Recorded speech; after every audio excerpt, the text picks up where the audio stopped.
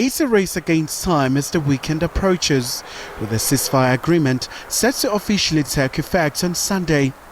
It's been a protracted struggle with long-standing divisions apparent among ministers in Prime Minister Benjamin Netanyahu's cabinets.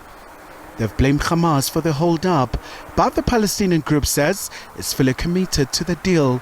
Even last night, the Prime Minister strongly insisted that Hamas fold their last-minute demand to change the deployment of IDF forces in the Philadelphia corridor, so important, so crucial to stop weapons smuggling to Hamas. To be clear, the government of Israel wants to finalize an agreement. The ceasefire accord emerged after mediation by Qatar, Egypt and the US. It outlines a 6-week initial ceasefire with a gradual withdrawal of Israeli forces and dozens of hostages taken by Hamas, who would be freed in exchange for hundreds of Palestinian prisoners detained by Israel. Many people want the agreement to be implemented.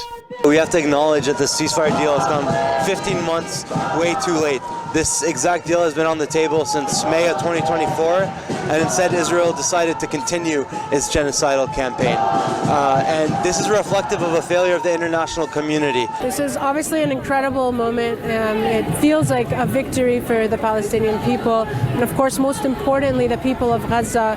If this ceasefire happens starting on Sunday, we'll finally get the much-needed relief that they've been waiting for 15 months now. It's still very sad, a very sad movement after 15 months of genocide, a genocide which is unimaginable, the first time in the history of the world, a genocide which is documented live on TV and social media.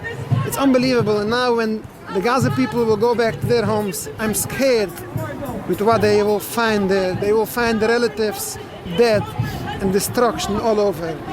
Here in South Africa, the ANC says all parties must commit to the peace accord.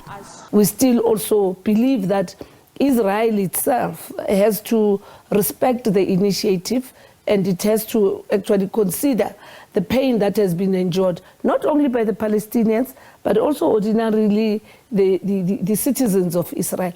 This is time to make peace, and it's not also a 15 months kind of atrocity.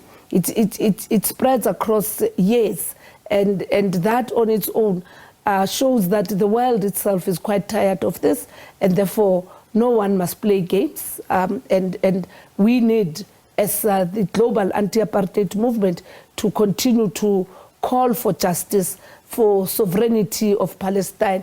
Meanwhile, some Palestinians have inspected the damage in the aftermath of an Israeli strike in Khan Yunis and Gaza. Khayelihle Khumalo, SABC News, Johannesburg.